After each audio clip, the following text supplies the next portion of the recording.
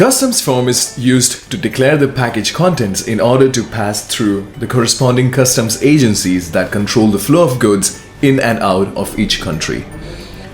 There is a certain set of information required for processing shipment of an international order like HSN, weight, unit, etc. In Orderhive, you can add these details to the products either individually or in bulk.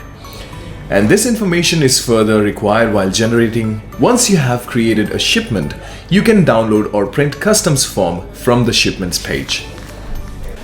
Well, it is important for you to note that a customs form can be generated only for orders for which you have generated shipment labels in Orderhive using any shipping carrier. Let's see how you do it.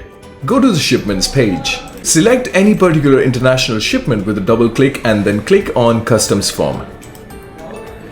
You can also select shipments in bulk to create their customs form. Simply select multiple shipments with a single click on each and then click on customs form button. A custom form like this will be generated. That's all. Hope this was a useful video.